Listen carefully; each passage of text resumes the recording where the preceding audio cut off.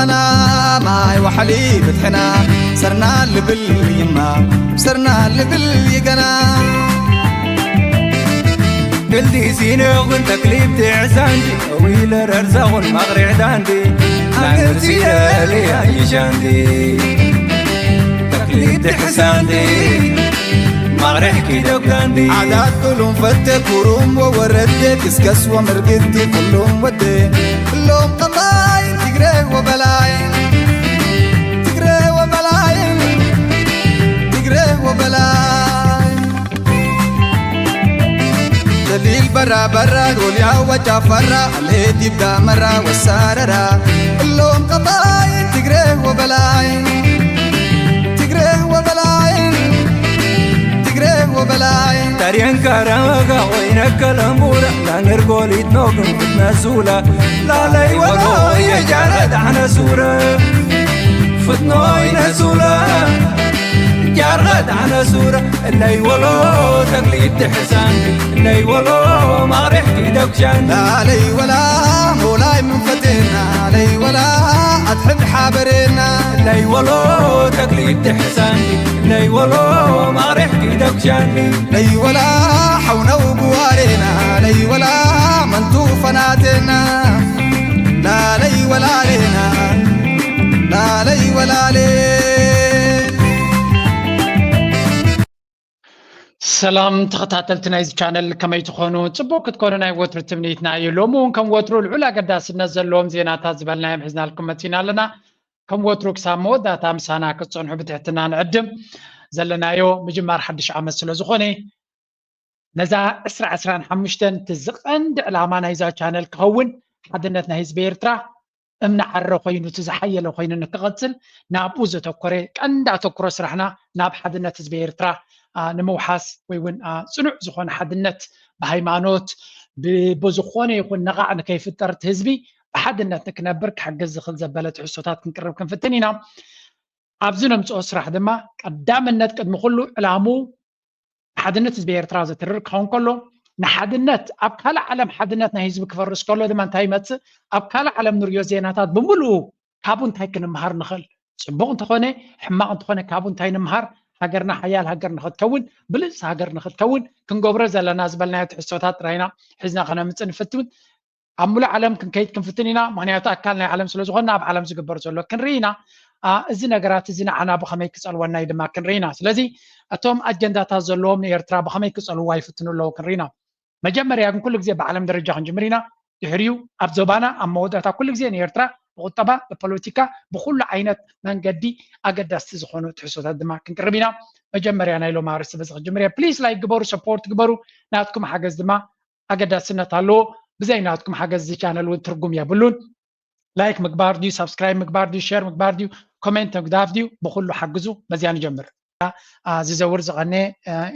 ሪፕሬስ እውን ፖስት ገይርዎ ዝነበረ ኤርትራ ናብ ብሪክስ ክትኣቱ ትፀር ከም ዘላ እዚ ከዓ እንታይ ዝብል ዘሎ ናይ ራሽያ ሚድያ ታስ ዝበሃል ሓደ ሪፖርት ኣውፅኡ ነይሩ ኤርትራ is actively seeking to collaborate with BRICS group which consists of Brazil, Russia, India, China and South Africa ስለዚ ኤርትራ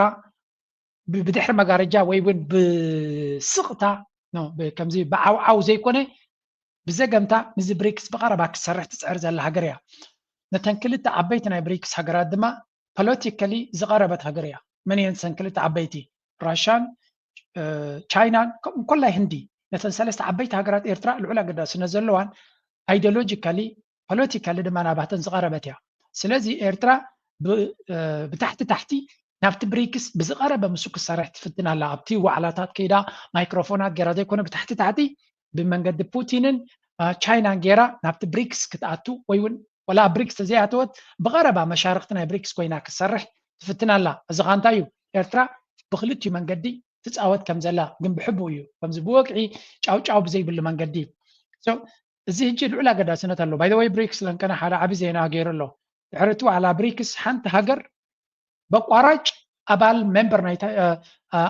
أكل نايت بريكس كيرو مالو إندونيسيا تبع هاجر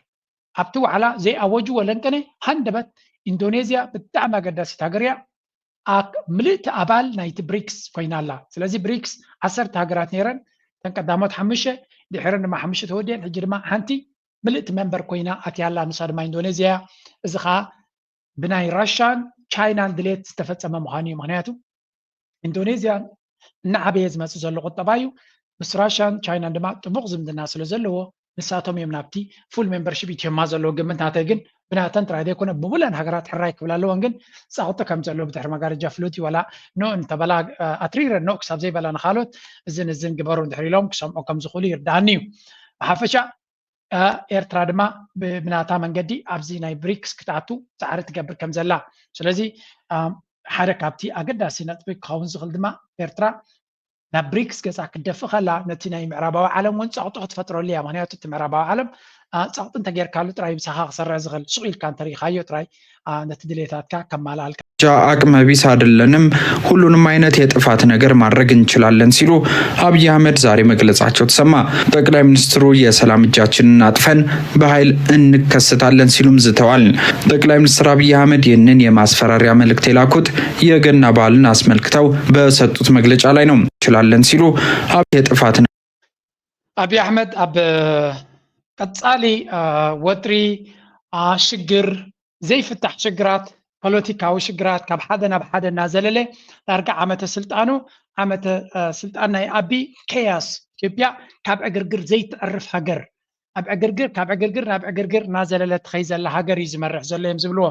ብካልኦት ክዛረቡ ከለዉ ኣገባብ ምሕደራናቱ ምስ ዕግርግር ዝተሓሓዝ ጥራይ ክኸውን ዝኽእል ርግእቲ ኢትዮጵያ ከም ማሓደር ዓቕሚ ከም ዘይብሉ ሓደ መብዛሕቲ ሰባት ዓቕሚ ከም ዘይብሉ ክብሉ ከለዉ ገለገለ ድማ እቲ ናቱ ብቅዓት ርግእቲ ኢትዮጵያ እንድሕር ኮይኑ ኣብ ስልጣን ክቕፅል ኣይክእልኒ እቲ ብቅዓት ናቱ ብዕግርግር ነቲ ሃገር ከም ማሓድራ ዝኽእል ዕግርግር ክሳብ ዘሎ ነቲ ሓደ ኣንጻር ሓደ እናገበረ ኣብ ስልጣን ክፀንሕ ዝኽእል ዝብሉ ድማ ኣለዉ ብሓፈሻ አብይ አሕመድ እቲ ዘሎ ፀገማት ናይ ኢትዮጵያ ክሳብ ሕጂ ብምሉኦም ቶም ህዝቢ ኣንጻሩ ደው ከም ዘይብሉ ገይርዎም ኣሎ ነቲ ሓደ ኣንጻር ሓደ እናገበረ ኣብ ስልጣን ልዕሊ 5 ዓመት ናብ 6 ዓመት እውን ቀሪቡ ከም ዘሎ ኢና ንርኢ ዘለና እዚ ከምዚ ኢሉ እናሃለዎ ከሎ ሓደ ዘረባ ይወፅእ ኣሎ እዚ ከዓ ቅድሚ ሕጂ እውን ርኢናዮ ዝነበርናዮ እስከ ስምዕዎ እዚኣ የአራት ኪሎ ስልክ ካይሮ ተደወለ። የአራት ኪሎ ስልክ ወደ ካይሮም ተደውሏል። የስልኩ ባለቤት የአሜሪካ የውጭ ጉዳይ ሚኒስትር አንቶኒዮ ብሊንከን ናቸው። ብሊንከን ከዚህ ቀደም ለአንድ ዓመት ያህል የቆየው የኢትዮ ሶማሊያ ውጥረት የመጨረሻውን እልባት እንዲያገኝ ያደረጉት ወደ 4 ኪሎ በመደወል ነበር። ለአንድ ዓመት ያህል በውጥረት ውስጥ የቆየው የኢትዮ ሶማሊያ ውጥረት በሰላም እንዲቋጭ ለማድረግ በርካቶች ከኡጋንዳ እስከ ኬንያ እና ቱርክ ድረስ ብዙ ጥረቶችን አድርገው ነበር። ነገር ግን አንዱም ጥረት ፍሬ ያፈራበት ሁኔታ አልነበረም። ይሁንና በመጨረሻ በሰዓታት ጊዜ ውስጥ እንዴት አጭር መፍትሄ ሊያገኝ ቻለ በሚለው ዙሪያ ብዙዎች በሰፊው ሲያነጋግር የቆየ መሆኑ አይዘነጋም። ነገር ግን አንድ ስልክ ሁሉንም ነገር ቀይሮታል። ሓንቲ ብዚኣ ቅድሚ ሕጂ ብዙሕ ግዜ ተዛሪብና ኢና አብይ አሕመድ ኣብ አንካራ ከይዱ ኣብ ቱርኪ ምስ ሶማልያ ውዕል ክፍርም ከሎ ፈትዩ ይኮነን እቲ ውዕል እቲ ኣብ ወርሒ 8 ወርሒ 9 ብመንገዲ ሚኒስትር ጉዳያት ወፃኢ ናይ ቱርኪ ክልተ ግዜ ፈቲንዎም ይክሽምግሎም ኣብዩ ነይሩ አብይ አሕመድ ንሕና እቲ ኤምኦዩ ወይ እውን እቲ ሜሞራንደም ኦፍ አንደርስታንዲንግ ምስ ሶማሊላንድ ጌርና ዘለና ክንውድኦ ኢና ብፍፁም ድማ ንድሕሪት ኣይምለስን ኢሉ ፈኪሩ ነይሩ ኣብ ወርሒ 12 ዲሰምበር ማለት እዩ አንቶኒ ብሊንከን ናይ አሜሪካ ሚኒስትር ጉዳያት ወፃኢ ደው ኢሉ ኬትካ ምስ ቱርኪ እንተደይ ተፈራሪምካ ካልእ ፀገም ክመፀካ እዩ ስለ ዝበሎ ሓፊሉ ነፋሪቱ ሒዙ ከይዱ ኣብ ሓፂር ግዜ ዝተወሰነ ከይዱ ኣብ ሶማሌ ኣብ ቱርኪ ከይዱ እንታይ ገይሩ እሺ ትበልኩም ንክቕበል ኢሉ ኩሉ እቲ ክገብሮ ሓሲቡ ዝነበረ ኣብ ደገ ባሕሪ ንክረክብ ንሶማሊላንድ ልኡላውነታ ንምእዋጅ ብላብላ ዝበሃል ዝነበረ ብሙሉእ ካንስል ገይሩ ልኡላውነት ናይ ሶማልያ ይኽብር ዶባ ይሰግርኒ ግዛታዊ ሓድነታ ክኽብር እየ ኩሉ ነገር ክገብር እየ ኢሉ ነቲ ሓሲቦ ዝነበረ ውዕል ካንስል ገይሩ ምስ ሶማልያ እርቂ ከም ዝጅምር ገይሩ እዩ ተመሊሱ ሚድያ ናቱ ግን ንአብይ አሕመድ ካብ ስልጣኑ ፖለቲካዊ ፀገም ከይፈጥረሉ ኖ በቃ ብካልእ መንገዲ ኣብ ደገ ባሕሪ ከም ንረክብ እዩ ተገይሩልና ዘሎ ምስ ሶማልያ ዝነበረ ፀገም ድማ ብምፍታሕና ብምባል ሓብዎ ከም ዝፈተኑ ርኢና ኣለና ሕጂ ድማ ብተመሳሳሊ እቲ ሚኒስትር ጉዳያት ወፃኢ ናይ ኣሜሪካ ኣብ ካይሮ ኣብ ግብፂ ደው ኢሉ ምስ ሚኒስትር ጉዳያት ወፃኢ ናይ ግብፂ ተራኺቡለ ይብለው ኣይደኖ ንምንታይ ከም ዜና ገይሮም ይዛረብዎ ላ ይርዳእንን እዩ ኣብ መንጎ ብሊንከንን ሚኒስትር ጉዳያት ወፃኢ ናይ ግብፅን ቀፃሊ ይርክብ ዘሎ ቀፃሊ እዮም ዝራኸቡ ምክንያቱ ዘራኸቦም ኣርእሲ ኣለዎ ጉዳይ ናይ ጋዛ ጉዳይ ናይ እስራኤል ዳርጋ ኣብ ወርሒ ድዮም ወላ ኣብ ክልተ ሰሙን እዮም ዝራኸቡ ብኣካል ይራኸቡ ብቴሌፎን ይራኸቡ ምናልባት እዛ ሕጂ ተገበረ ቴሌፎን ንጉዳይ ናይ ዓቃብ ሰላም ናይ ግብፂ ናብ ሶማልያ ንምእታዊ እዩ ዝኻ ዝተወደአ ውሳነ እዩ ምክንያቱ ግብፂ ከም ኣቃብ ሰላም ኮይና ናብ ሶማልያ ክትኣቱ ምዃናን ኣብዚ ቀረባ ድማ ሰራዊታ ክኣቱ ምዃኑ ዝንገር ዘሎ ስለዚ አብይ ኣሕመድ is a bigger loser ኣብዚ ጉዳይ እዚ ዝኸሰረ እዩ ብሊንከን መፅኡ ዝቕይረ የለን ብሊንከን ኦልሬዲ ዝግበር ገይሩ አብይ ኣሕመድ ድማ ኣብዚ እዋን እዚኣ ክገብሮ ዝኽእል የለን መብዛሕትኦም ዝብልዎ ዘለው እቲ ዝገብሮ ዝኸዶ ዝነበረ መንገዲ ብሙሉ በአሜሪካ መጠንቀቕታ ከም ዝወሃቦ ምክንያቱ ኣሜሪካ ኣብ ጉዳይ ናይ ሶማልያ ካብ መጀመርያ ብመንገዲ ማይ ካመር ጌራ ከምኡውን ኣብ ልዕሊኡ ዝነበረታ መንያ ገለት ባህል ካላ ናይቲ ናይ ኣፍሪካ ዴስክ ሓላፊት ናቱ ንሳውን እንትኾነት ኩላቶም ንሉላውነትን ግዛታዊ ሓድነትን ሶማልያ ኢና ንኽብር ስለዚ ነቲ ቻርተር ናይ ሕብረት ኣፍሪካ ከምኡውን ኢንተርናሽናል ሎው ተኸቲልካ ኣብ ደገ ባሕርቲ ኮይኑ ምስተን ሃገራት ተረዳዲካ ተዘይኮይኑ ምስ ሶማሊላንድ ዝግበር ቅቡል ከም ዘይኮነ በተደጋጋሚ ገሊፆምሉ ነይሮም ኣብ መወዳእታ ናይቲ ዓመት ድማ እዚኣ መወዳእታ ገይሮምላ ግን ስቲል አብይ ኣሕመድ ከምዚ ዓወት ዝረኸበ ነቲ ኩነታት ከም ዝሰለጦ ገይሩ ዝዛረብ ዘሎ ኣብቲ ዞባ ድማ ብዙሕ ፅልዋ ከም ዘለዎ እዩ ዝነግር ዘሎ አብይ ኣሕመድ ድማ ስቲል ካብ ፈኸራ ከም ዘይዕረፈ ወላ ምስቲ ውሽጣዊ ዘለዎ ፀገማት እውን ብዙሕ ፀገም ክሰርሕ ከም ዝፍትን ዘሎ ነቶም ኣብ ውሽጢ ዓዲ ዘለዉ ፀገማት ድማ ብሓይሊ ከም ዘለዎን ከኣልዮም ከም ዝኽእልን ፀቅዐ ከትሕዞም ከም ዝኽእልን ይዛረብ ዘሎ ክገብር ይኽእል ዳይክልን ክገብር ዝኽእል እንተዝኸውን ዝኽልከሎ ሓይሊ የለን ንሓግደፍ ፋኖ ኣይተጥፋዮም በጃኻ ደንግፀሎም ዝበለ ሰብ የለን ኩሉ ሓይሉ ገይሩ ክገብር ፈቲኑ እዩ ይሰልጠ የለን በንፃሩ ሰራዊቱ መዓልታዊ ዝማርኽ ዘሎ ፋኖ ቀፃሊ ሓድሽ ወታደራዊ ሓይሊ ኣፅዋራት ብረት እናዓጠቐ እዩ ዝመፅእ ዘሎ ገዚኡ ይኮነን ወይ ከዓ ግብፂ ስለ ዝሃበቶ ይኮነን ንሰራዊት ናይ ኣቢ እናማረኸ ሓንሳብ ድማ ሰራዊት ኣቢ ባዕሉ ናብኡ እናኸደ እዩ ዝዓጥቕ ዘሎ ስለዚ መጠን ግዜ ዝኸደ መጠኑ ፋኖ ንሓይለ እዩ ዝመፅእ ዘሎ ሕጂ እቲ ዕድል ዘሎ ምናልባት ዕድል ተገይሩ እቲ ፋኖ ናይ ፋኖ ስምረት ደይ መፍጣሩ ሓደ ውድብ ክፈጥር ብዘይምኽኣሉ ፖለቲካዊ ወዳድባ ናቱ ክሕይል ብዘይምኽኣሉ እዩ ኣብ ስልጣን ዘሎ እምበር እቲ ፋኖ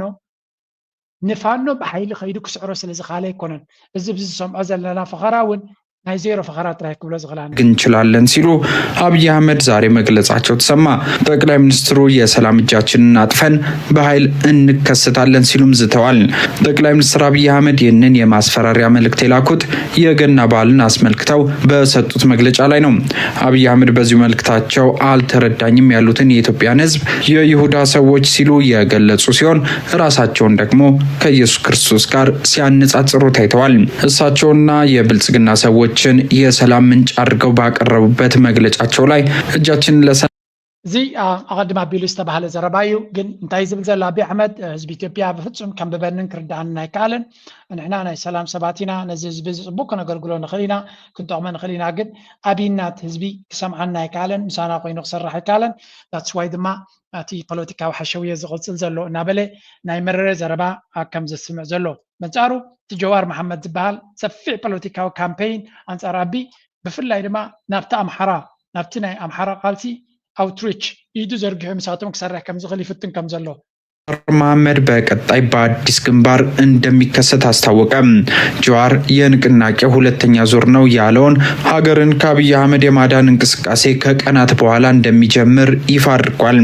ይህ በእንዲህ እንዳለ ከሰሞኑ በብልጽግናው አገዛዝ ላይ ከባድ ተቃውሞ እያሰማ የሚገኘው ጀዋር ስለ አማራ ብሔርተኝነትና ስለ ፋኖ ኃይሎች አንድ አወዛጋቢ ንግግር ሲያደርግ ተደምጧል። ጀዋር መሐመድ ዛሬም ማነጋገሩን ቀጥሏል። በአውሮፓ የመጽሐፍ ምረቃ ላይ የሚገኘው ጀዋር ትናንት በማንቸስተር ከተማ በነበረው ቆይታ ህዝብ የማንቃት ሲል የገለጸውን የመጀመሪያውን ዙር የትግል እንቅስቃሴ ማጠናቀቁን ገልጾ በቀጣይ ሁለተኛ ዙር ያለውን ንቅናቄ እንደሚጀምር በይፋ አስታውቋል። የመጀመሪያው ከኬንያ ጀምረን ለማጨናገፍ የሞከሩት የመጀመሪያው ደረጃ የመጀመሪያው ፌዝ የማነቃቃት ነው። ህዝባችንን መልሰን በማነቃቃት የህዝባችንን አቅም ማሳየት አስፈላጊ ሆኖ ስለተገኘ ባለፉት 2-3 ሳምንታት ያደረግነው የመጀመሪያው የዚህ ጉዞ አካል ሲሆን በዚህኛው አካል አጅቴት የማድረግ የመነቅነቅ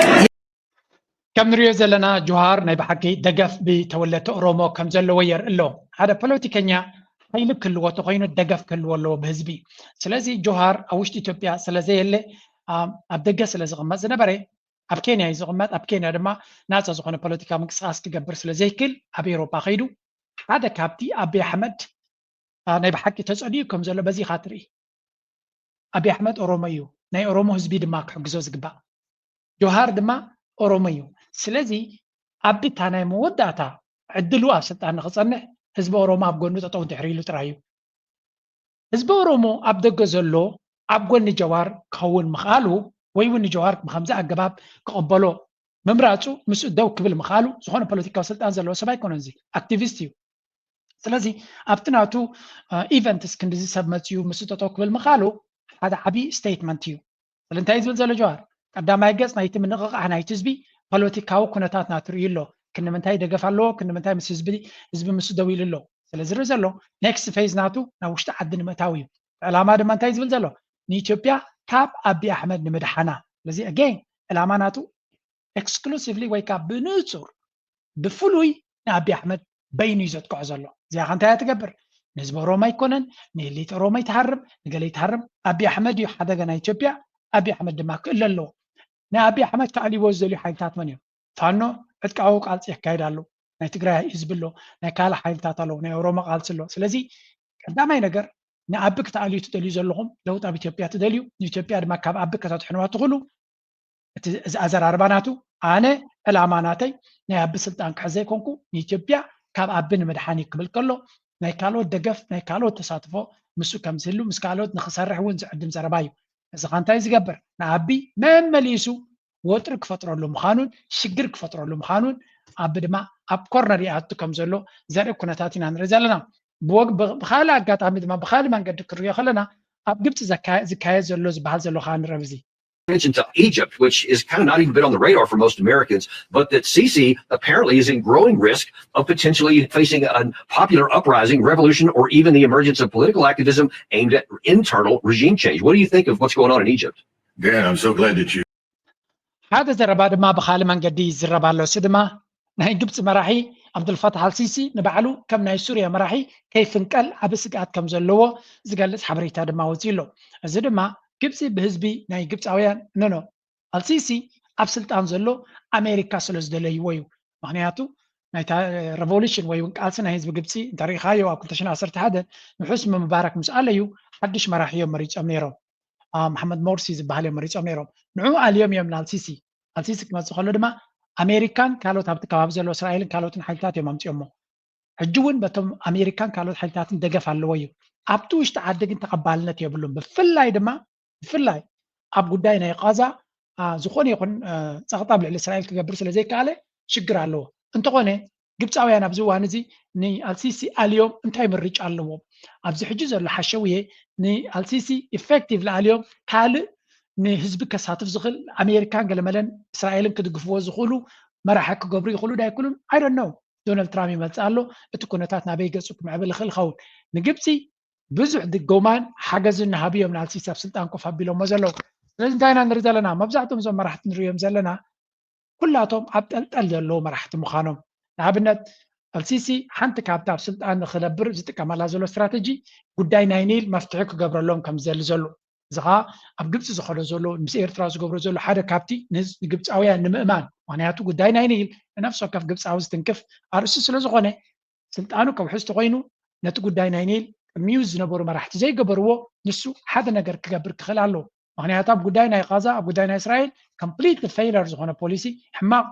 ብህዝቢ ድማ ደገፍ ዘይነበሩ ኣካይዳ ከም ዝኸደ ይፈልጥ እዩ ሕጂ ነዚ ድማ ነዚ ክገብር ዝገደዶ ድማ ኣሜሪካ እዩ ኣሜሪካ ኣብቲ ጉዳይ ናይ እስራኤል ምስኦም ኮይኑ ክሰርሕ ክንሕግዘካ ኢና ፖለቲካውን ቁጠባውን ሓገዝ ክንገብረልካ ኢና ስም ኢልካ ጥራይ ንእስራኤል ደግፍ ኢሎሞ ንኸተምስል ከምዚ ናይ ሰላም ፃዕሪ ትገብር ዘለካ ገለ ሓረካት ክትገብር ትኽእል ኢኻ ግን ኣብዚ ኩናት እዚ ኢትካ ኣይትእቱ ኢሎሞ ሕራይ ልብሶም ይሰርሕ ኣሎ ስለዚ ኣብዚ ሕጂ ዶናልድ ትራምፕ ምስ መፀ ክሕግዞም ምዃኑ ፍሉጥ እዩ ግን ኣብ ውሽጢ እቲ ዓዲ ፀገማት ከም ዘሎ ዝገልፅ ሓበሬታ ካብ ግዜ ናብ ግዜ ይወፅእ እዩ እዚ ኩነታት እዚ ንአልሲሲ ክብንቁሮ ይኽእል ዶ ካብ ስልጣኑ ዊ ዶንት ኖው ኣብ ሃገራት ዓረብ ዘሎ ሕማም ክትሪኦ ከለካ እቲ ቀፃሊ ሓፍ ኢሎም ይኸድዮም ግን ዝልወጥ መንግስቲ ካ የለን ኣይ ዶንት ኖው ወይ መዓስ ክርድኦም እቲ ትምህርቲ እቲ ኩነታት መዓስ ይግበርሃ ኣለዎም ኩለንተን ሃገራት ካብ 2011 ጀሚረን ዕልዋ ዝገበራ ካብቲ ናይ ቀደም ዝገደደ መራሒ ጥራይ ዘለዎም ቱኒዝያ ይጀሚሩ ትዕግርግራ ቱኒዝያ ኣብ ከመይ ኩነታት ኣላ ተመሳሳሊ ሓደ ሰብ እዩ ዘለዎም ኣብዚ እዋን እዚ ፍሉይ ዲሞክራሲ ዘስተማቕርሉ ኩነታት የለን ቁጠባዊ ሽግር ቅልውላ መዓት እዩ ዘለዎም ሊብያ መራሕዮም ኣልዮም ሃገሮም ናማይት ሜይቢ 50 ዓመት 60 ዓመት ድሕሪ ተመሊሳ ኣላ ሃገር ነይራቶም ሎሚ እቲ ሃገር እውን ኣብ ክልተ ተመቒሉ ኣሎ ሕንፍሽፍሽ እዩ ዘለዎ ቁጠቦም መሬት ቁጠቦም ተረሚሱ ኣሎ ሱርያ ንሪኦ ኣለና ኩላተን ተን ሃገራት በቲ ዕግርግርቲ ዲሞክራሲ ከምፃ ዝፈተና ዲሞክራሲ ረኸባ ቁጠባ ይረኸባ መራሒ ረኸባ ፖለቲካ ይረኸባ መፃወቲ መፅሓቅ ሸራፋት ኮይነን ተሪፈን ግብፂ ድማ ሕጂ እውን ደጊሞም ከምኡ ክገብሩ ይኽእሉ እዮም ዊዶኖ ትማሊ ሱዳን ኣብ 2015 ናልበሺር ኣልዮም ዲሞክራሲ ደሊና ኢሎም ሎሚ ዲሞክራሲ ይረኸቡ መንግስቲ ይረኸቡ ሃገር ኣብ ሓውን ኩናትናት ያላ ስለዚ again it comes down to the people ማእስዮም ነዚ ኩነታት ዝተረድዮም ዘድልዮም ስጉምቲ ዝገብሩ ናባቶም እዩ ዝተርፍ ግን again እቲ ኩነታት ንሕና ብቐረባ ክንከታተሎ ኢና ሕጂ ሓንቲ ካብ ኤርትራ ዝወፀት ቪድዮ ክንርኢና መጀመርያ ግን ክልተ ነገራት ብዛዕባ ኤርትራ ክንርኢና ኣብቲ ፖለቲካ ኣቲና ከይረኣናዮ ከለና ቤንክ ጅምር መጀመርያ እዚያ ሪፖርት እዚያ ራይዋ ኣብቲ ከባቢና ዝወፁ ዘሎ ሓበሬታ ሓደ ሶማላዊ ፕሮፌሰር ይኹን ጌጋ ይኽላለይ ዓብድልዋሃብ ሼክ ዓብድሰማድ ዝበሃል ኣብቲ ሓለፈ ናይ ሕጊ ኮንፈረንስ ኣብ ኤርትራ ብሚኒስትሪ ሕጊ ናይ ኤርትራ ዝተዳለወ ኣብኡ ተሳቲፉ ዝነበረ እዩ ሓንቲ ፅብቕቲ ፅሕፍቲ ውፅኢ ነይሩ እዞም ሰለስተ ሰባት ራይዎም ብታሕቲ ዘሎ ማርቲን ፕላውድ ዝበሃል ሓደ ውፅኢት ናይ ኣፓርታይድ ናይ ሳውት ኣፍሪካ ዝነበረ ጋዜጠኛ ኣንፃር ኤርትራ ጉራይ ኣሎ እንድሕሪ ኢሎሞ ዘሊሉ ክኣቱ ዝኽእል ሰብ እዩ ኣብ መንጎ ዘሎ ማይክል ሩቢን ይበሃል ኣብ ላዕሊ ዘሎ ድማ ቲቦር ናጊ ይበሃል ሓደ ኣምባሳደር ናይ ኣሜሪካ ኣብ ኢትዮጵያ ዝነበረ ኣንፃር ኤርትራ ቀፃሊ መፅሓፍ ኣካል ናይ ስርሑን ኣካል ናይቲ ፀዋዕተናቱን ገይሩ ዝወሰደ እዩ እቲ ኣብ መንጎ ዘሎ ማይክል ሩቢን ዝበሃል ለንከነ ኣብ ኤርትራ ዘሎ መንግስቲ ክብንቆር ክኽእል ኣለዎ ምክንያቱ እሱ እቲ ዝበለፅ ኣማራፂ መንግስቲ ኣሜሪካ ድማ ግድን ክቕይሮ ኣለዎ ስለምንታይ ከኸም ኢሉ ኣብ ኤርትራ ዕውድ ዝኾነ ኮንፈረንስ ይግበር ስለ ዝነበረ ንዑ ንምእላይ ነቲ ፅቡቕ ነገር ናይ ኤርትራ ንኸይወፅእ ሕማቕ ንምግባር እዚ ፕሮፌሰር እንታይ ኢሉ ፅሒፉ እዞም ኤክስፐርት እዞም ሰለስተ ብዛዕባ ቀርኒ ኣፍሪካ ኣፍልጦ የብሎምን ኩሉ ዝሰርሕዎ ድማ ናቶም ኣጀንዳ ናቶም ረብሓ ብኡ ዝኽፈሉን ብኡ ዝነብሩን ስለ ዝኾኑ እቶም ኤክስፐርት ናይ ኣንፃር ኤርትራ ኣብቲ ቀርኒ ኣፍሪካ ዘሎ ፀገም ኣጓሂርካ ምንባር ስለ ዝኾነ ንብረቶም ከምዚ ገይሮም ይነብሩ ኣለዉ ህዝቢ ኣፍሪካ ድማ ክነቅሕ ክኽእል ኣለዎ ህዝቢ ቀርኒ ኣፍሪካ ክነቅሕ ክኽእል ኣለዎ እዞም ሰባት እዚኣቶም ነቲ ዞባቲ ሰላምን ርግኣትን ንኸይረክብ ዝሰርሑ ዘለው እዮም መጀመርያ ቲቦር ናጊ ዝበሃል 24 ሰዓት 7 መዓልቲ ንሶምን ኣንፃር ሶማልያ ቀፃሊ ንኢትዮጵያ ክትሓብረሉ ሰላም ንኽትረክብ ተረጋጊያ ሓይሊ ሃልይዋ ሓያል ንኽትከውን ፀሎት እናገበረ ዝውዕል ኤርትራ ኣብ ኤርትራ ዘሎ መንግስቲ ፈሓብትን ክኣትዎ ንኽወድቕ ንኽድምሰስ ዝምነ ናይ ሶማልያ ሓድነት ድማ ብፍፁም ዘፍርሆ ሶማሊላንድ ሃገር ንኽትከውን ዝሓልም ሰብ እዩ ስለዚ እዚ እቲ ኣጀንዳ ናቱ እቲ ካልኣይ ቀንዲ ኣተኩሮ ናቱ ቱርክ ትበሃል ሃገር ንኽትፈርስ ኣሜሪካ ንቱርክ ንክትሓርም እገዳ ንኽተውርድ ቀንዲ ኣተኩሮ ናቱ ኣብዩ በቲ ናይ ኩርዲ ምስኡ ዝተሓሓዙ እቲ ኤክስፐርቲስ ናቱ እዚኦም ኤክስፐርት እዮም ዝበሃሉ ወይ እውን እዞም ቲንክ ታንክስ ዝበሃሉ ናይ ሲኣይኤ ብመንገዲ ሲኣይኤ ኢንዳይረክትሊ ዝኽፈሉ ሰባት እዮም እዚ ማርቲን ፕላውድ ድማ ቀፃሊ ናይ ህወሓት ዝነበረ ጋዜጠኛ ክትብሎ ትኽእል ኢኻ ህወሓት ስለ ዝሞተቶ ሕጂ ኣብቲ ቀርኒ ኣፍሪካ ከመይ ገይሩ ኣርስታት ይደሊ ናብኡ ገፁ ዝጎዩ ዘሎ እዩ ስለዚ እንታይ ዝብል ዘሎ ናይ ክሩቢን ዝበሃል ኣካዳሚ ከምዚ ኢንተሌክቹዋል ተባሂሉ ዝቐርብ እዩ ግን ሓደ መሃይም ዝኾነ ነቲ ቀርኒ ኣፍሪካ ድማ ኩሉ ግዜ ናብ ሓደጋ ክእትዎ ዝደሊ ኣጀንዳ ናቱ ድማ ረብሓ ዘለዋ ኣብ ዝተባህለት ናጎየ እናዘለለ ዝኣቱ እዩ ስለዚ ህዝቢ ናይ ቀርኒ ኣፍሪካ ክነቅሕ ከም ዘለዎን እዚኦም ሰባት እዚኣቶም ንግላዊ ኣጀንዳ ናቶምን ነታ ፔቼክ ናቶምን ዝሰርሑ እምበር ንኣፍሪካ ክጠቕሙ ኢሎም ወይ እውን ንቀርኒ ኣፍሪካ ዲሞክራሲ ንኸምፁ ኢሎም ዝሰርሑ ሰባት ከም ዘይኮኑ ክርዳእና ክኽእል ኣለዎ ብምባል ሓንቲ ፅቡቕቲ ኣርቲክል ፖስት ፅሒፉ ነይሩ ቀፃሊ ድማ ገለ ካብቶም ዘንቖም እየ ኣብ መወዳእታ ንሕና ነዞም ሰባት እዚኣቶም ኣጀንዳ ናቶም ትኽክል ኣጀንዳ ናቶም ክንፈልጥ ክንክእል ኣለና ንዓና ክጠቕሙ ኢሎም ዘይኮኑስ ብዋጋ ናይ ኣፍሪካ ክላገፁ ዝደልዩ ሓደገኛ ሰባት እዮም ከም ኤክስፐርትስ ኮይኖም ዘጣቅዕሎም ሰባት ኣለዉ ግን እቲ ህዝቢ ክነቅሕ ክኽእል ኣለዎ ካብኡ ናብዚያ ንስገር The organizers of this conference to give or to shed light on the concept of federalism. And a lot of people think that for multinational countries, which is not democratic by its essence, it is by connected to, in fact, a neo-colonial state, you could say. And they think that it is the contradiction among the people It is different ones and a very difficult language crisis, nationalities problem, how to build a new nation in the new basis and so on.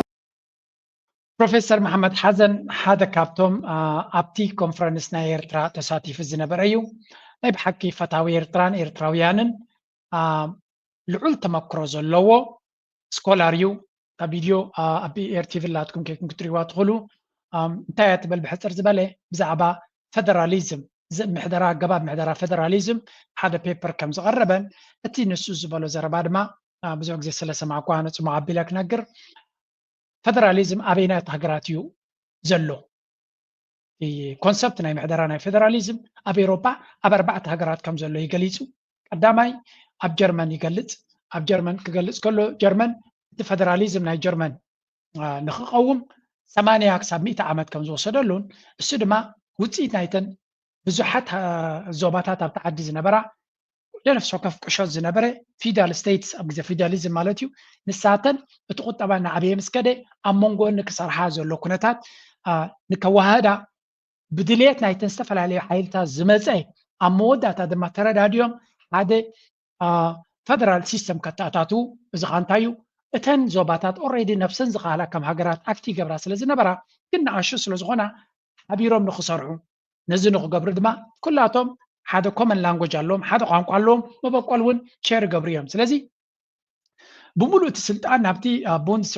ቡንድስ ሬጊሩም ዝብልዎ ወይ ናይቲ ፌደራል መንግስቲ ክብዎ ይደልዩን እዮም ምክንያቱ ናፅነት ዘስተማቕሩ ስለ ዝኾኑ ግን ኣብ መንጎ ድማ ናይ ኩላቶም ድሌታት ተገራጫው ከይከውን ንኩሎም ኣማኺሉ ከመሓድር ዝኽእል ድማ መሪፆም ኢሉ ኣሜሪካ ልክዕ ስለምንታይ ኣሜሪካ ፌደራል ሲስተም ትጥቀም እንተኢልና ከምኡ እተን ዝተፈላለያ ስቴትስ መጀመርያ ከም ሃገራት እየን ዝነብራ ነይረን ሽዑ እየን ንሳተን እምበኣር ብሓደ ክንሰርሕ ኣለና ኣብ ዝብል መደምደምታ ምስ መፃ እምበኣር ኣብቲ ፌደራል መንግስቲ ንገብሮ ኣመን ሓያል ኮይኑ ንዓና ንኸይፀቕጠና ናፅነት ክህልወና ኣሎ እንተኾነ ንሕና ናሓትሕድና ጥራይ ክንገብር ድማ ክንሰማማዕ ስለ ዘይንኽእል ሓደ ኣብ ዋሽንግተን ዝመደበሩ መንግስቲ ንኩልና ዘማእከል ሕጊ ክገብር ኣለዎ ግን ንዓና ኻ ክፀቕጠና ዘይብሉ ንሕና እውን ናፅነት ዘለና ትካላ ስቴትስ ክንከውን ኣለና ዝብል ኣመራር ዕላማ ነይርዎም ንኩሎም ፅላል ግን ሓደ ቋንቋ ኣለዎም ተመሳሳልነት ረብሓ እውን ነይርዎም ኣብ ጀርመን ክኸውን ከሎ ተመሳሳሊ ሓደ ቋንቋ ኣለዎም እቲ ኣከባቢ ናቶም ድማ ካብ ግራስሩት ካብ ላዕሊ ካብ ታሕቲ ዝመፀ ፌደራል ሲስተም ከም ዝኾነ ናብ ስዊስ ድማ ከም ቀንዲ ኣብነት ካብቲ ኩሉ ኣብነታት ፍልይ ዝበለት ሃገር ናይ ስዊስ እዩ ዘቕርብ ስዊስ ኣነ ስለ ዝቕመጥ ድማ ከምቲ ንሱ ዝብሎ ፅቡቅ ጌሩ ዝገልፆ ግን እንታይ ዝብል ኣብ ስዊስ ናይ ስዊስ ተን ካንቶንስ ዝበሃላተን ስቴትስ ንብለን ማለት እዩ ታሪኻዊ ከም ሃገር ኣይነበራን ሓደግ ነፍሱ ዝኸኣለ ምሕደራይ ነይርዎም ስለዚ ንኣብነት ኣነ ዝቕመጠሉ ካንቶን ዝበሃል ባዝል ማለት እዩ ገለ ካብቶም ደንጉ እዮም ወላ እኳ ስዊስ ኣብ 1250 ኣቢሉ ዝቆመ እንተኾነ ተቐዳማይ ስዊስ ኣብ 400 ኣብ 1500 ድሕሪ 200 ዓመት እዩ ባዝል ዝበሃል ናብቲ ፌደራል ጋቨርንመንት ናይ ስዊስ ጆይን ገይሩ ስለዚ እንታይ ማለት እዩ ከምዚ ኣብ ሓደ ግዜ ሃገር ዝቆመ ይኮነን እዩ ዝብል እቲ ፌደራሊዝም ዝበሃል ቀስ እናበለ ዝማዕበለ ስለ ዝኾነ ሓፍ ኣቢልካ ኣምፂኻ ናብ ኣፍሪቃ ክትእትዎ ከለኻ ኣይሰርሕን እዩ ነዚኣ እዩ ንክገልፅ ኢሉ እቲ ፌደራል ሲስተም ሕማቕ ሲስተም ስለ ዝኾነ ዘይኮነ በመሰረቱ ታሪኻዊ ኣመፃፅኣ ዘለዎ ሲስተም እዩ ነዚ ዘይተገንዘበ ሃገራት ሓፍ ኣቢሎም ብኤውሮጳ ዝተፃሕፈ ቅዋም ኣሜሪካን ባዕላቶም ኣዳልዮም ዝሃብዎ ቅዋም ተጠቒምካ ፌደራል ሲስተም እመኻ ኣብ ብሄራትን ቋንቋን ዘተኮረ መንግስቲ ክትሃንፅ ተፈቲንካ መብዛሕትኡ ግዜ ሓንቲ ቃል ኣላቶ ኣብ ድሕሪ እንታይ ዝብል ንሓደ ሕማም ዘይግቦ መድሃኒት ተሂብካዮ ክትቀትሎ ጥራይ ኢኻ ትኽእል ስለዚ መድሃኒት ዘይግቦ መድሃኒት ካብ ምሃብ ዘይምሃብ ከም ዝምረፅ ስለዚ እቲ ፌደራል ሲስተም ድማ ኣብ ዝግብኦ ቦታ ጥራይ ክሰርሕ ዝኽእል ናበለ እዩ ኮንክሉዥና ክትገብር ንውሕ ዝበለት እያ ብዕፅር ዝበለ ክፀምካ So the external hegemonist force, they have solution for that. And one of the solution is, which they export to this type of countries by drafting a constitution called federalism. And my lecture is federalism is not an aspirin which you can give it to every society. Second, federalism is a scientific political logic. It have nothing to do with languages. Second, federalism is a process of centralization. And I tried to explain. ናይ ብሓቂ እዚ ብሉፅ ዝኾነ ኮንፈረንስ ብከምዚ ዓይነት መንገዲ በዞም ዓይነት ዓበይቲ ተመክሮ ናይ ፖለቲካ ዘለዎም በዓል ፕሮፌሰር መሐመድ ሓሰን ኣባል ባይቶ ናይ ቤልጅየም ዝነበረ ፌደራሊዝም ኣብ ቤልጅየም ከመይ ከም ዝኾነ ብሕማቕ ኣገባብ ኣብ ቤልጅየም ስለ ዝተጠቀሙሉ ንቤልጅየም እውን ኣይጠቐማ እናበለ ዝገልፅ ሰብ ኣብቲ ኮንፈረንስ ስለ ዝገለጸ ናይ ብሓቂ ደስ ዝብለኒ እቶም እንግሊሽ ትሰምዑ ኬትኩም ኣብ ተይር ቲቪ ላትኩም ኣብ ክሰምዑዋ ትኽእሉ ምናልባት ገለ ክፋልናታ እውን ኣብ ድራር ፎር ኣፍሪካ ምስ ንሕና ንገብሮ ሓዊስና ክንገብራ ክንፍትን ኢና ብሓፈሻ እንታይ ዝብል ፌደራሊዝም ከምዚ ኣስፕሪን ንዝኾነ ሰብ ርእሱ ዝሓመመ ወይ እውን ገለ ሕማም ዝሓመመ ትቦ መድሃኒት ኣይኮነን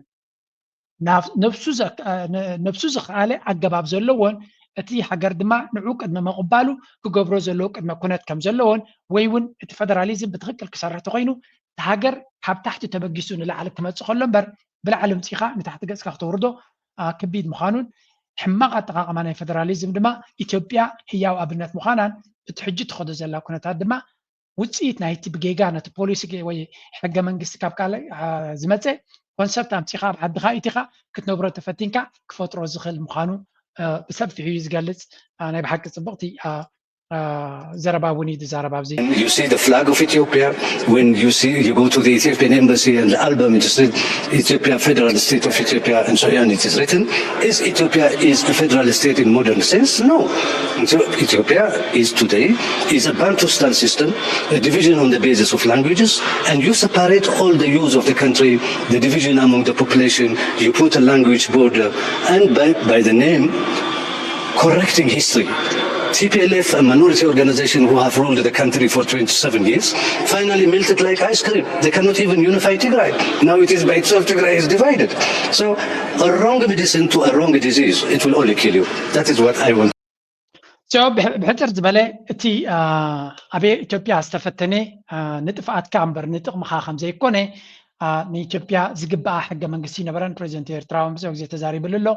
زي أبي إيرتراست أبي إثيوبيا استفتني إكسبريمنت حماق جيجا مدهانيت جيجا حمامهم كله تتوهبا مدهانيت دما كله انتهي قبل كاز قلت لك كاتر يزغليلو سلازي تي از تتقم الحاجه منقسين إثيوبيا كتاكم زغلا يكونن بتوم نعوزه تاتا ودما ايكونن ابدي سابا كسرح اب تግራይ ተመሊሶምን بحاله كنبرو ايكلون يم زلو بمبال ጽቡቅ ዝኾነ መደምደም ታሂቡ ከምዚ ዓይነት ተመክሮ ዕምቆት ናይ ፍልጠት ዘሎ ኣብ ኤርትራ በቶም ዓበይቲ ስኮላርስ ናይ ፖለቲካዊ ሰሽን ክገብር ከሎ ድማ ኣዚኻ ትሕጎስ ማለት እዩ ካብ ከይ ወፃና ኣብ ኤርትራ ናይ ጣልያን ኣምባሳደር ኣብ ዝሓለፈ ጽቡቅ ሪኮመንዴሽን ገይሩ ካብ ኤርትራ ከም ዝተፈልየ ንዝክር ኢና እዚ ኸኣ ሓድሽ ኣምባሳደር ድማ ናብ ኤርትራ ይመጽእ ከም ዘሎ ጣልያን ልዑል ኣገዳስነት ዘለዎ ሃገር ምዃና ንኤርትራ ብዙሕ ግዜ ተዛሪብና ኣለና ምክንያቱ ካብ ጣልያን ክመጽእ ዝኽእል ብዙሕ ጽቡቅ ነገር ከም ዘለዎን ጣልያን ድማ ኣብ ኤርትራ ረብሓ ይረኣያ ከም ዘለዎን ኤርትራ ድማ ካብቲ ረብሓቲ ክትረብሕ ከም ትኽእል ብዙሕ ግዜ ተዘሪብሎ ስለዚ እንታይ ኢና ንብል ዘለና ሓድሽ ኣምባሳደር ድመጽእ ድማ ካብቲ ቅድሚ ሕጂ ዝነበረ ዝኸዶ ዝነበረ ቀፂሉ ነቲ ጉዕዞ ከስተኻኽል ዝኽእል ምዝኸውን ገለ ካብቲ ዝበሎ ንእሽተይ ክንርኢ ምንታን ረዳታ I guess for this evening His Excellency very well the situation and he is a leader very much listened by the others have been gifted but still this is for us I mean is a very useless tool for diplomacy. You can go back to sanction only in extreme cases and in any case I always said in my reports Eritrea is sanctioned for what? For allegation that has not been proved and because شو انتي بالنيرو ابز حلفه كفالناتو ابتي ذاتو فيديو بخميه دما دمصالكم زلهم اذا حدش امباسادر نتي قدميو زنبره انت تختيلو زي نابنت حدش امباسادر نيرترا كوينو تحاتي زليو I am delighted to represent Italy in Eritrea especially in light of the deep historical ties between the two countries. My mandate will be aimed at promoting genuine and fruitful cooperation between Rome and Asmara in all areas of mutual interest. So እዚ ተሓድሽ ኣምባሳደር ኣልፎንሶ ዲ ሪሶ ዝበሃል ኣምባሳደር ማለት እዩ I hope ነቲ ቅድሚኡ ዝነበረ ዝበሎ ከስማዓኩም ፀነ እንታይ ኢሉ ኤርትራ ስለምንታይ ተኣጊዳ ይርዳዓኒ እዩ ዝብል ዘሎ ኣብ ልዕሊ ኤርትራ ዝወረደ ገዳሲ ስለምንታይ እዩ ንጹር ኣይኮነን ንዓይ ዝብል ዘሎ እንታይ ስለ ዝገበረት እዩ ወላ እውን እቲ ትገበረቶ ገበንከ ጌጋ ምዃኑ ምስ ተፈለጠ ስለምንታይ ትገዳ ዘይለኣል ኣብዚ እዋን እዚ ኤርትራ ስለምንታይ ተኣጊዳ ዘላ Very important questions and nobody knows why. መንግስቲ ኣሜሪካን ኤርትራ ኣጊድዋ ዘሎ ስለምንታይ እዩ ኣብ ኩናት ናይ ትግራይ ሕማቅ ገበና ስለ ዝፈፀመት እንድሕር ኮይኑ ካብን ላዕሊ ዝዓብደ ኣይኮነን ፈፂሙ ንህዝቢ ዓፅዩ ዝነበረ ካብ መድሃኒትን ጥዕናን ኤሌክትሪክን ማይን ባንክን ኩሉ ነገር መድሃኒትን ዓፅይዎ ዝነበረ ዓብደ ኣይኮነን ንዓብዳ ደይ ተቐፅዖ እንድሕር ተቐፅዖ ኮንካ ስለምንታይ ንኤርትራ ጥራይ ቀፅዕካ ኣለኻ ስለዚህ ኤርትራ ተቐፂዓትሉ ዘላ ካል አጀንዳ ስለ ዝኾነ ኤርትራ ከም ድሌታ ክትነብር ስለ ዘይብላ ክትምዕብል ስለ ዘይትድለ ዘሎ እቲ መንግስቲ ኤርትራ ክርመስ ክወድቕ ስለ ዝደልይዎ ዘሎ ረጂም ቸንጅ ዝበሃል ስለ ዘሎ እምበር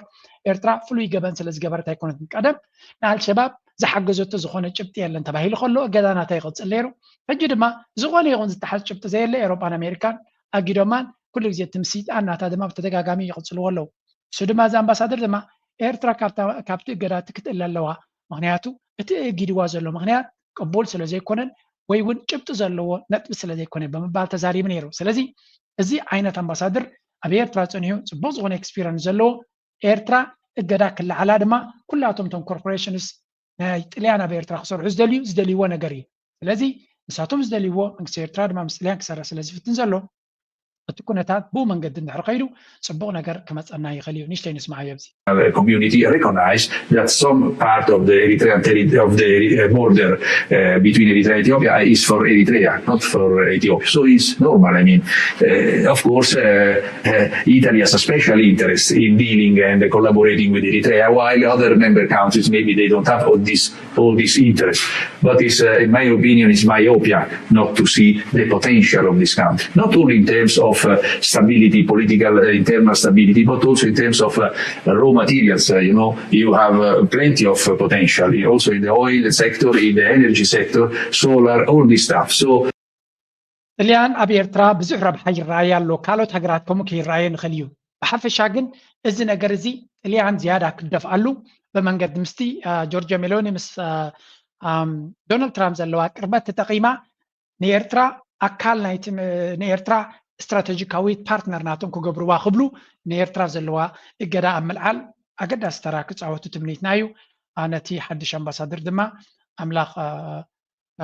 تعوي مراح يكبرو نتعوي دسرح يكبرو تسفاد ما نجبر نتزلو كنتات أمغيار أبركتون خجبر صبونا نجار كما أنا كموترو نمنه أبزي كان اسمع Consider have decreased days rate from mothers and neonates, newborns. So it's a maternal health and newborn health improvisation. So what we said is, instead of remaining only with high level or high quality doctors, we tried to train doctors at a lower level, not specialists, on midwives, skills that used to be only done by high level care providers. So what we did was, instead of relying on one specialist, you rely on 100 general practitioners. ኤርትራ ፍሉይ ታሪክ ከም ዘለዋ ይዝነገር እዚ ዶክተር ፍሉይ ታሪክ ኣብ ብዙሓት ዓለማት ደኳትር ዝኾኑ ወይ እውን እቲ ሃየር ኬር ዝህቡ ዝበሃሉ ብዙሕ ትምህርቲ ዝወሰዱ ኣብ ደገ ዝሰልጠኑ ገለ እዮም ንሕና ግን ኢሉ ውሑዳት ዓበይቲ ደኳትር እንተለና ኮይና ነቲ ብተግባር ክግበር ዝኽእል ስራሕ ነቶም ወላ ትሑት ደረጃ ትምህርቲ ዘለዎም ነርሳት ዲገለ መለ ኤግዛክትሊ እንታይ ክገብሩ ከም ዘለዎም ብምሕጋዝ ኣብ ኤርትራ ደቂ ኣንስትዮ ኣብ ክወልዳሉ ዝኽእላ ወይ እውን ህፃናት ኣብ ዝውለድሉ ፅቡቅ ክንክን ክረኽብሉ ዝኽእሉ ኣብ ኩሉ ወገናት ናይ ኤርትራ ደኳትር ወይ እውን ስፔሻሊስት ኣሰልጢና ብምኻድ ኣብ ዓለም ዘየለ ፍሉይ ዝኾነ ውፅኢት ከነምፅእ ክኢልና ህፃናት ክውለዱ ከለዉ ዝግድኡ ድማ ብመንፅር ብዓለም ደረጃ ዝወሓደ ከም ዝህልዋ ኤርትራ ጌርና እዚ ተመክሮ እዚ ድማ ዓለም ክትፈልጦ ይግባእ ኤርትራ ካብ ሰውራ ጀሚራ ኩሉ ግዜ ፍሉይ ኣገባብ ከም ትኽተልን በቲ ዘለዋ ፀጋታት ፕራክቲካል ዝኾነ ኣሰራርሓን ውፅኢታዊ ዝኾነን ተግባራዊ ዝኾነ ስራሕ ከም ዝኽተሉን ኣብ ሰውራ እቶም ደኳትር ብዙሕ ፕሮሲጀርስ ይፍፅሙ ከም ዝነበሩ ከም ዝንገር ሕጂ እውን ኣብቲ ሕክምናታት ናይ ኤርትራ ምናልባት ኣብ ደገ ዝሰልጠኑ ደኳትር ዘይኮኑ በቶም ኣብ ደገ ተማሂሮም ዝመፁ ወይ እውን ትምህርቲ ዘለዎም ጭቡጥ ዝኾነ ስራሕ ክሰርሑ ዝኽእሉ ነርሳትን ካልኦት ክኢላታትን ብምፍራይ ነቲ ናይ ጥዕና ናይ ኤርትራ ዓብ ኣስተዋፅኦ ከም ዝህልዎም ከም ዝገበረ እዩ ዝዛረብ ናይ ብሓቂ ደስ ዘብል ድማ እዩ ሓሙሽተን ርሑስ ዓውደ ዓመት ትግበረልና ንኩሉ ንህዝቢ ኤርትራ ሓይልታት ምክልኻልን ንኩሉ ህዝቢ ኤርትራ ከዓ ርሑስ ሓድሽ ዓመት ትግበረልና ክብል ይደሊ ብፍላይ ምክልኻል ሓይልታት ኤርትራ ኣብ ዶባትን ኣብ ሰፊሕ መሬት ኤርትራ ትሕሉ ዘለካ ጅግና ሓይልታት ምክልኻል ኤርትራ ዮሃና ዝሓድሽ ዓመት ትብለካ ስድራ ቤተይ ሓይልታት ምክልኻል ኤርትራ ህዝቢ ኤርትራ ንዓኹም ዞባውን ምትሕጋዝ ንዘላቕ ልምዓት ብዝብል ቴማ ብ4 ጥሪ ኣብ ኣስመራ ዝተኸፍተ ኣህጉራዊ ዋዕላ መጽናዕታት ኤርትራ 2025 ሎሚ 6 ጥሪ ኣማሲኡ ብዓወት ተዛዚሙ ሚኒስተር ጉዳያት ወጻኢ ኣቶ ዑስማን ሳልሕ ኣብ ዘስምዖ መዕፀዊ መደረ እዚ ንብዙሓት ዓውድታት ናብ ሓደ መድረኽ ዘምጽእ ኣህጉራዊ ዋዕላ ዕውት ኮይኑ ክዛዘም ንፅዓቱን ዘበርከቱን ብምስጋን ዝቐረበ ወረቓቕትን ዝተኻየደ ክትዕን ነቲ ኤርትራ ብስትራቴጂካዊ ጂኦግራፊያዊ ኣቀማምጣን ኣብ ሰማያዊ ቁጠባ ሕርሻ ዕድናን ካልእን ዘለዋ ዘይተተንከፈ ጸጋታትን ንሱ ዝፈጥረ ሰፊሕ ዕድላትን ዘጉልሕ ምንባሩ ገሊጹ ሚኒስተር ዑስማን ተወሰኺ እቲ ዋዕላ ኤርትራ ካብ ነዊሕ ዓቲዛ ክሰርሓሉ ጸንሐት ኣብ መትከላት ልኡላውነትን ሓበራዊ ርብሓን ዝተሰረተ ዞባዊ ጽምዶን ምምካት ሓበራዊ ብድሆታትን ዝድርዕ ከም ዝኾነውን ኣነጺሩ ኣሰነዳይት ኮሚቴ ኣብ ዘቕረበቶ ጽማቕ ጸብጻብ እቲ ኣካደሚያዊ መድረኽ ኣብ 19 ቴማታት ዝተኸፋፈሉ ንሃገራዊ ዞባውን ኣህጉራውን ጉዳያት ዘንጸባርቑ መጽናዕታ ናይ ብሓቂ ደስ ዘብል ኮንፈረንስ እዩ ዕውት ከም ዝነበረ ድማ በቲ ተሳተፉን ኣብኡ ዝተገበረ ኣርእስታት ብዝተፈላለየ መንገዲ ንሪኦ ዘለና እዚ ንሕና ዝረኣናዮ ገለ ክፋል እኳ እንተኾነ እቲ ዕምቆት ዘለዎ ዲስካሽንስ ኣብኡ ካብኡ ተበጊሶም ድማ ሪኮመንዴሽንስ እቲ መንግስቲ ድማ ብዝለዓለ ደረጃ ናይ ዴሌጌሽንስ ሚኒስትሪ ሓበሬታ ከፊትዎ ሚኒስትሪ ቁጠባ ኩሎም ሚኒስትራታት ናይቲ ዓበይቲ ፖለቲከኛታት ናይ ህግደፍ ይኹን ናይቲ መንግስቲ ተሳቲፎም ነይሮም ኣብ መወዳእታ ድማ ካልኣይ ብሚኒስትሪ ጉዳያት ወፃኢ ናይ ኤርትራ ኣቶ ዑስማን ሳልሕ ከም ዝተዛዘመ ንርኢ ኣለና ስለዚ መንግስቲ ኤርትራ ብቐረባ ከም ተሳተፎን ነቲ ኩነታት ከም ዝተኸታተሎን እና ዘርኢ I really hope ነዚ ነገር እዚ ድማ ሓደ ክቕፅል ካልኣይ ድማ እቲ ኣብኡ ዝተገበረ መጽናዕቲ ኣብ ዝተፈላለዩ ክኢላታት ተደሪኹ ናብ ተግባር እዩ በፂሑ ክንሪኦ ተስፋ ንገብር ኣብ መጀመርያ ናይ 2025 ብምዃኑ ድማ ተስፋ ሂበካ I hope ኣብዛ ዓመት እዚኣ ተኣምር ክንርኢ ወይ እውን ተኣምር ክጅመር ክንርኢ ናይ ብሓቂ ተስፋ ንገብር ኩልኻትኩም ድማ ሰብ ተስፋ ኾኑ ዝከኣለና ንክንገብር ድማ ድልዋት ንኹን ላይክ ንግበር ሰፖርት ምግበር ሓገዝ ንሃብ ነቲ ፃዕርና ድማ